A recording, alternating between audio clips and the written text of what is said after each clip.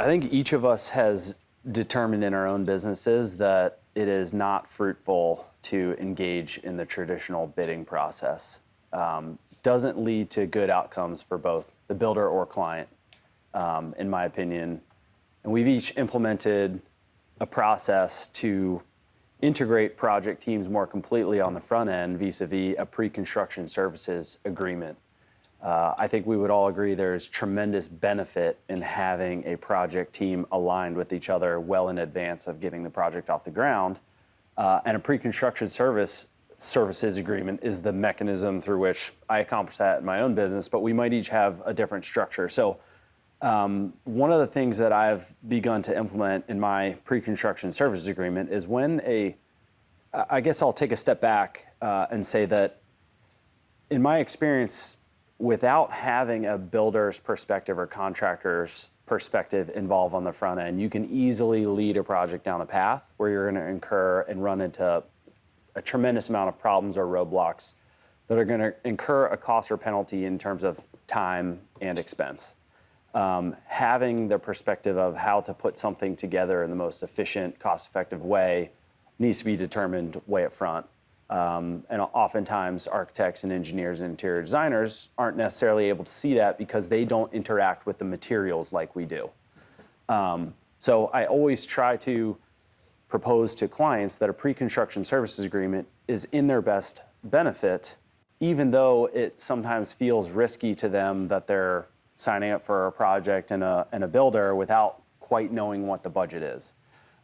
So in my own business, I construct a pre-construction services agreement that is free of charge to clients. And I know that that's not the norm, but essentially what I say to them is, hey, I think there's a tremendous benefit to both you and me in having the project team aligned early on. I'm willing to come on board and consult with you free of charge, unless of course we off-ramp at some point, change of life circumstances on your end, or you run into legal challenges with the city or municipality and the project doesn't take ground, then of course I'll recover my time if for whatever reason the project doesn't materialize. But I'm willing to come on board and consult with you through design and engineering for free because I feel my team can add a tremendous amount of value to you. But at the same time, if we have an advanced look at this project, we become more profitable. I can become leaner in the fee that I'm going to charge you. There's mutual benefits involved. It's been a great tool for me as a new venture getting started because it almost, offers a client. It's difficult for them to say no to that, especially if there's no cost to them up front.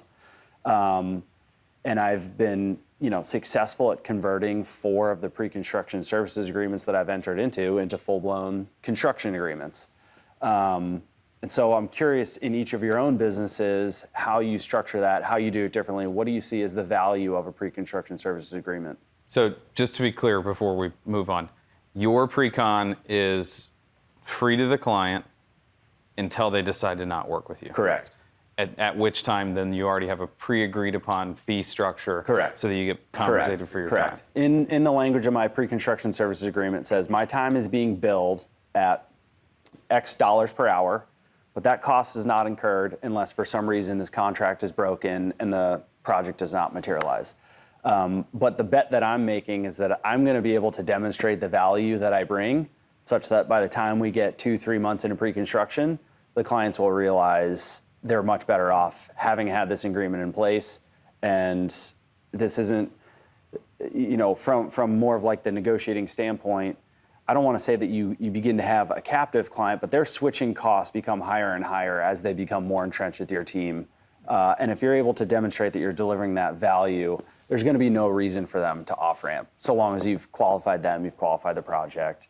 So extremely effective tool that I think if more business owners could implement, would find, tremendous,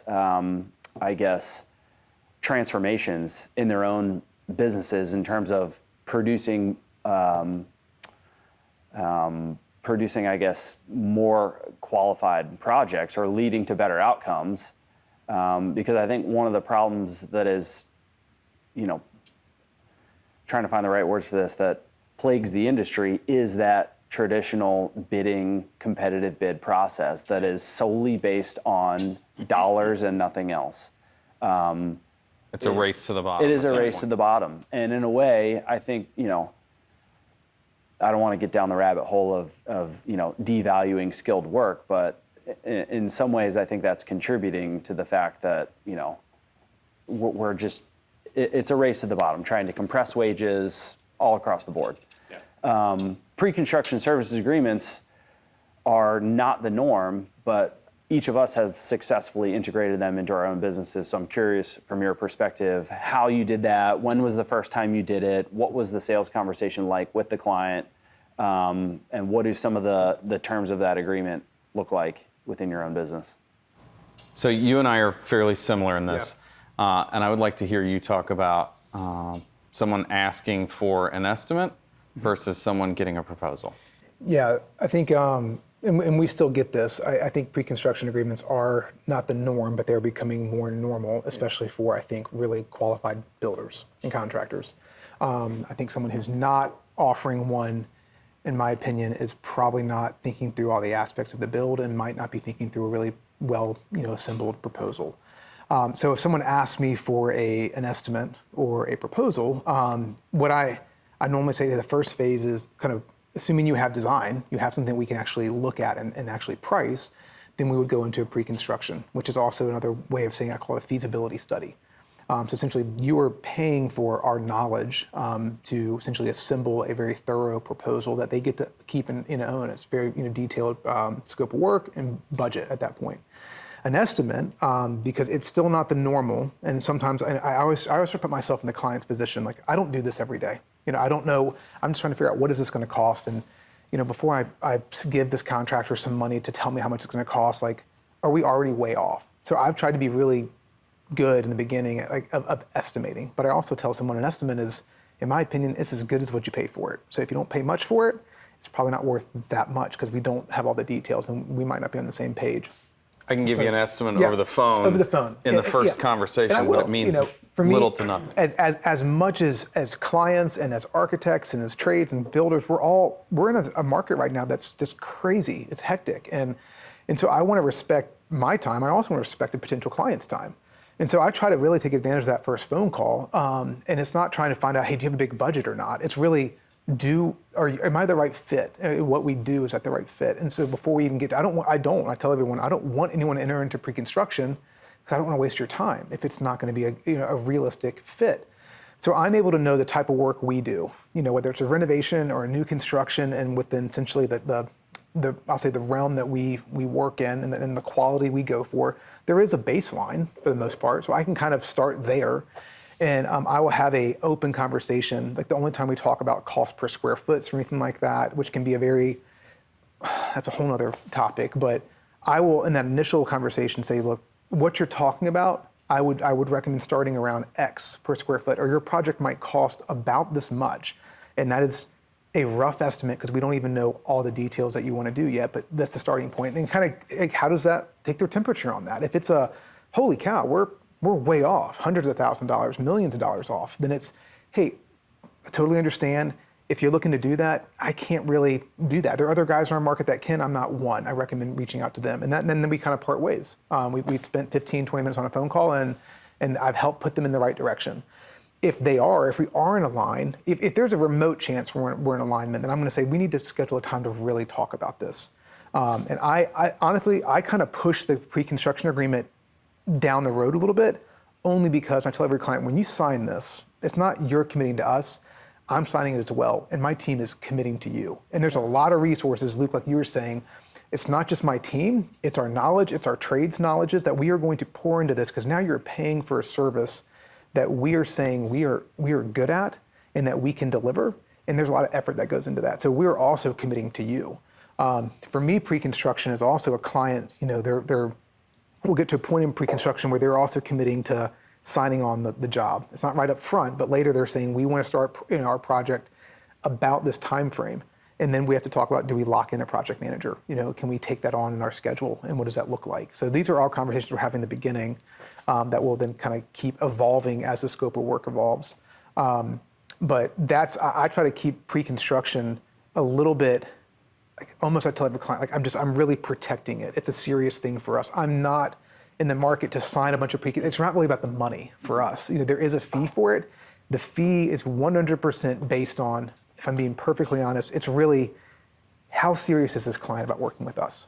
You're asking for a commitment. I am, because yeah. you're making a commitment. We're taking it seriously. So if they're willing to put some, and for a lot of people, they get more serious when money enters the equation. Mm-hmm. They have no problem saying, I'll meet with you, I'll do this and that, let you keep doing it. But the moment we're saying, are you willing to put money down on this that you don't get back? For a long time, introducing the pre-construction agreement into our market, it was hey, we'll do this, and then it gets applied to your contract if you go to contract. If you don't, then we just part ways. I ultimately realized we were spending so much time in pre-construction. We were really fully designing houses that it was just like we were losing a lot of money. And it was actually preventing us from doing other pre-constructions and doing other work. So the pre-construction service now, I try to be competitive with it. I try not to penalize a client. I put an amount on there that's enough in my mind to get their commitment to us as well. And if they're not willing to do that, again, like we've talked about this before, it's a great indicator to realize, maybe this isn't that serious of a project for them. And they're not ready to make that commitment, which means we don't need to actually direct all of our resources to this yet. So it's a great way for us to kind of say, hey, like maybe this will work, but right now it doesn't. So let's just give it time. And I tell every, I don't mind if I'm the first or the last one they're interviewing. I tell every client, if you haven't met with other builders, go meet with them. Go meet with as many as you can, in my opinion, because the more you meet, the more you're going to figure out who you really trust and who you want to work with. The more you're going to come back to me. And a lot of times we might have some strategy, like in terms of I love that I can feel so confident about our process and about my team and who's going to be interacting with our clients. I get to talk about the people that make up our team, which ultimately, if I had to pick, I'd love to be first, in the line of interview, because I love the fact that I will say, talk to your builder, find out, hey, what is your fee? How do you determine your fee? What's your management fee? Do you do X, Y? Do you acclimate your homes with temporary heating and cooling services? And I kind of prime the pump for them to ask other people in our market. And if the answer is man, they don't do this and they don't do this, it seems like we really want to use this guy. Maybe we need to commit. Maybe we need to trust that there's a reason for this investment. Yeah, there's a lot of times that first even initial phone call, you can almost prime them for that as well, because if that initial phone call is to you, they're calling somebody else, maybe even that same day or the next phone call. Yep. And so within that first phone call, you can start to prime that pump as well. Yeah. Ask the questions and present those questions and offer and talk about the pre-construction, but obviously not enter into that. But yeah, you're exactly right. Yeah, we've been doing pre-construction for a couple years now, and it's certainly changed. But from a practical standpoint, we take a small deposit up front, and then we just draw off that deposit, but then we just bill hourly. Yeah. From a very practical perspective. All our subs, trades, if they're putting time and effort into developing estimates or quotes themselves, I say, send me a bill of some sort for that time to compensate you. And our owners have been great. Our clients that we work with have been awesome. And it's generally, pre-construction starts very early on. They don't even have a home developed or anything. They barely have a team. And so that's why pre-construction is very important for us, because it can be up to a year process. Yeah. And we're in all of those OAC meetings with owner, architect, contract. I mean, it's a very long, drawn-out process, and a great way to build the team and a great way to lay that foundation very early on for a successful project, I think. It's been fantastic for us. You say something I think that's really important. Taking care of our trades is a huge part. So even as you're talking to your trades and that you're working with, you guys can bill me for the time that we're investing in this. I think it's another great way to find out who are you potentially working with in this client. We tell our clients, this is how we make a living. I'm charging you, we're not doing this for free. Our electricians, they're not doing this for free. They need to make a living. And there are some clients that are out there that they don't want to pay for that. I think we should be doing that for free. Or if we don't have to pay them, I don't want to pay them. And we really try to educate about the team process. And I really am proud that we get to partner with clients that actually care about the whole team and the trades. And it's not for me, it'd be a red flag. If someone's like, well, hold on, do we have to pay them? Or how about we just pay if they ask? Or I'd really rather not, then to me, it's a good indicator of is this going to be a problem throughout the process? Are we constantly going to be getting asked to go back and review an invoice of like, hey, maybe can we have them tighten their sharpen their pencil a bit on this? Or I've had that happen in the past, and I tell a client, no, like this is the invoice. It's for the work that's performed. I'm approving this. We're not going back and asking them to do it for less. Like that's, no one's asking you to work for less, in whatever profession you have. So it's another good way of upfront, before we've entered into a contract, of what is it like working with this particular client? So that's the perfect sentence. What is it like working with this client? I think that we have such an opportunity to date the client, as we were talking about, that you can get to know the people, you can get to know what's important to them, you can suss out where you're supposed to be headed with their project. We're kind of in the same boat as you, Jackson. We, for a long time, returned it if we were going to build the house. Mm-hmm. And then I had an assessment of our books, and I realized that if our pre-con agreements were going to make up about 10% of our company revenue, not charging for that was a 20% ding, because I wasn't getting the 10 that I should have been billing, and I was giving back the time that I should have been. So there's a large swing there for add 20% to your bottom line. Did your company get more profitable this year just because you're charging for pre-con now? And I realized that when we talk about all these things, we're saying, we're building custom homes in good markets that support what we do as builders, and that doesn't apply equally to everybody that might be listening. But I don't think any of us started out where we are right now. I think we all built from something else, and I think that this isn't an ending point for us either. I think our methods will continue to improve. Our methods and maybe our opinions on things will change. And I think as of right now, the pre-con agreement for us, there is a bottom line revenue number attached to it. There is the dating of clients attached to it. But all those things aside, if you just go, oh, I have a lot more time to plan the project, I have a lot better opportunity to sit with the plans and not feel like I should be working on something else because I'm losing money by sitting here, it's a game changer, I think. The second you feel as if you're being paid for planning, or you are being paid as planning, I should say, paid for planning, that's a game changer for opportunity for success from there forward. I think of it as it's the point where the game is won or lost. Yeah. Early feedback amongst the project team, how, in your experience, has that been received by some of the other professionals we work with in terms of interior designers, engineers, architects? Have you experienced any friction with that or objection to it? Like kind of getting to inject rather your perspective early on in the mix? Depends entirely on the team that you're working with. Yeah. I have an architect that I work with a lot that you guys know, that's one of the co-hosts of the podcast. There is absolutely no problem in the pre-con with him. We can work through things. He's got my back. He knows what we charge. So the second the client wants to make a change, he can go, hey, just so you know, you just added X numbers to the project in real time. Before I move any lines on the CAD drawing, I need you to know that you moved numbers. There are obviously architects that have a completely different opinion, and we run into, the architect is the one that's supposed to be doing the design work. The builder should be worried about the actual part after the plans are done. And I'm always like, that's not how it works though. You don't have water management considered in your plans, and I can't apply water management to a house that has no overhangs or no window flashing. There's things like that. So there's pushback based on personality. I feel that the quality professionals that we work with the most are easily swayed to this process and easily see a value in it. I agree. It's definitely becoming the norm on all of our projects. The collaboration, the collaborative effort, moving forward as a team is definitely the direction that we move in all of our projects. Architects we work with are very receptive. I mean, I'm not going to go in there and tell him how to do his job, obviously. The architects don't like that, but the collaboration, yeah. But the collaboration is certainly appreciated with most of the teams that we work with.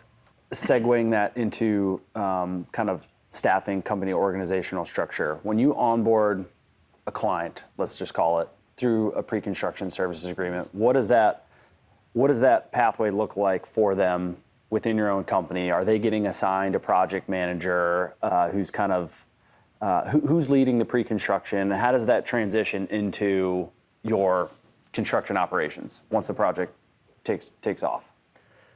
For my company, it's heavily on me. So I take a lot of the ownership for interviewing clients, deciding if this going to be a good fit, for the company. I will, some of my team members, we have an on-staff designer that will sit in on some of those meetings. I'm very optimistic. I try to see the best in everyone. And so for me, part of that process is I want a prospective client to meet our team. The more they meet, the more better picture they get of what it's like working with us. I also like to have that other voice that when we're actually discussing this after a meeting, I have someone that can also just kind of just bounce ideas off of and say, Jackson, like, did you not pick up on this? Or we need to be mindful of this. I'm not sure if we can deliver, this and this in this way. So I try to have another set of eyes and ears during that process with me. And then as for if we sign a pre-construction, in that process, I am really spearheading that in terms of I'm present for the meetings with the architect, the designer. If there's not a designer, we're advocating to get that person on board as quickly as possible. Sometimes we're the very first one on the team signed. And it's like, let's assemble this team. We're a very pro team, builder, architect, designer, client. Of course, there's plenty more to come after that with I think there's places for landscape architects and engineers and all this. But so I'm very much present in that because that job is not a contract yet. I still feel the significant ownership of vetting that and making sure that I'm putting my stamp on this is a project we're taking on. It's also my chance to really just hammer in our process. And like we talked about earlier, this is like dating almost. And so I know my team knows our process and our policies and how we operate. It's my job to really educate our clients and the design team on this is how this is going to work. So there are no surprises when we do go to contract. So I really run the pre-construction side for our side, the pricing, the estimating involved in that. I like to just know that, frankly, that's on me. Like if I've missed something, that's on me. So we're roughly the same way, and it's a scale thing. We're not big enough to have full-time design members in-house. And while I only have one project manager in Columbia and one project manager in Kansas City, so if they're already running something, it's hard to onboard something else. However, I had a conversation with our senior project manager in Columbia, and he pointed out that it should be the same amount of money invested to figure those things out in pre-con than once we're on the job and we're going, which is the entire process of pre-con, but bringing him into the pre-con side sooner would probably expedite some of the things in the future. And so now we're trying to figure out how to sell that value change. So our pre-con is going to have to be more expensive because there's going to be more front-end time invested than what we have been already. That's a new conundrum that we have is, are we doing in-house drawings? Are we doing selections that are more intricate? All those things. In our structure of pre-construction services, we have design reviews. We have what we refer to as gut checks. So there's periodic, like we're going to put a little bit of pricing and forethought into what's happening here. Has it gotten out of control? How do we rein that in? We have engineering services if we need to get a structural engineer or a soil engineer or somebody involved. We're taking care of all of we need to talk to the municipality and make sure that this is going to fly before we start putting in that design. We're researching any of the products that are unknown, and then we're creating a scope of work. So you might get a 25 or 30 page set of plans or 500 page set of plans that it still doesn't have everything you need in it. It doesn't say what kind of outlet. It doesn't say how many necessarily, or it doesn't spec what the membrane under the flooring needs to be. Well, but I can't get a price that's accurate and reliable from a subcontractor without knowing all those details. So we have kind of almost like an appendix that goes with the plans for a scope of work that we create that on a 1,700 square foot house might be 45 pages worth of stuff. Yeah. I don't have to send that to every sub. I can clip out, here's the framing part, and just send that to the framer. I can clip part of the framing part and the cabinet specs and send that to the cabinet guy, and then the cabinet guy knows, oh, we'll have blocking behind everything, or all the shower walls have OSB behind them, so that we can put grab bars wherever the heck we want. So they know that the tile guys can then just tile and do whatever. All those things that we're trying to sort out get us to a point where the proposal number that we're getting paid for in the scope of work is now accurate and reliable and something that I can have faith in, rather than, well, it's going to be between X and Y, and there's $1 million spread between those items. So all that said, the value that brings to a potential client is quite substantial. And so we were just talking about it, but I mean, it's just, homeowners looking for a builder, maybe they do, maybe they don't do a pre-construction agreement or service. I think it's advantageous for sure to be looking for somebody who has that pre-construction service alongside, as long as it's bringing value. And obviously you've done your interviews, but yeah, the ability for your builder to develop all of what you just said for, I don't know, a few $1,000 or something at the beginning of a project. Yeah, for 1% or 2% of the project cost. Yeah. So I always bill it to homeowners as, this is absolutely money that's going to have to be spent on the project. We can either spend it now and be more informed, or we can pay 3 guys in tool bags to figure it out once the frame starts. One of them's probably going to be a little cheaper, and it's me sitting in an office, or an architect and I sitting in an office arguing over how we're going to do it, rather than myself, 3 carpenters on the phone FaceTiming the architect going, it's not going to work like that, and we're going to have a change order here, and it's going to all have to be figured out. To build the house, everything that we're including is stuff that we need to know. Let's sort it out now. I use an analogy sometimes with clients. It's like the start of a sailboat race, which, if you're not familiar, there's essentially a clock that counts down. There's a starting line, and everyone's jockeying for position. You're trimming your sails, you're adjusting, your speed and bearing. And the idea is that you want to cross that starting line when the clock hits 0, and you're on your full heading, on your course, full sail, heading in the right direction. And so the only way, in my opinion, to run a construction project that way is to basically spend that time as the clock is counting down, jockeying for position. And it's really difficult to do without your full project team together. So you can kind of state it in those terms and say, when you get your building permit, because oftentimes pre-construction is running in parallel with the permitting process, that's equivalent to this clock counting down. We need to have all of our ducks in a row so we get that building permit in hand and we are off to the races. Smooth, efficient, unbroken construction sequence, start to finish. Have you ever done it to where the clock has hit 0, but you're saying, hold on a sec, we don't have everything in order, I'm not ready to, cross that line? So yes, in short, a lot of times interior design drawings might not be fully completed, which can have a large impact on the volatility of a budget. I might have all the construction drawings I need in place to break ground. And in an ideal world, I want to have all the information, all the discussions, everything solved and determined up front. It's maybe a little unrealistic to think that that's 100% achievable every single time. Or if you have them, thinking that they're not going to change. Correct. You might have them, Correct. but Or all the decisions are made.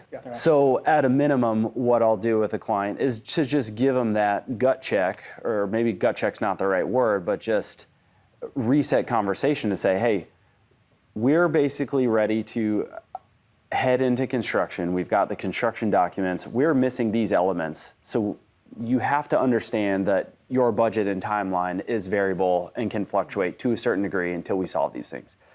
A lot of these scopes of work aren't going to come for many, many months down the road. So we still have plenty of time to figure it out, but it is in our best interest to continue solving them as soon as possible. We do not want to let up because it will be here before you know it.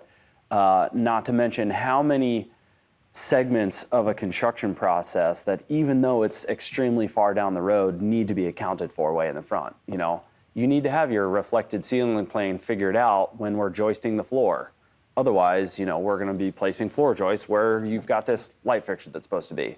So even though we're not going to be installing lights for 6 months down the road, we need to figure that out way up front. So in short, yes, I definitely, I would say it's probably rare that I have everything in order before heading into the construction process, but you're always trying to achieve that. And I would probably say you guys are all on the same page.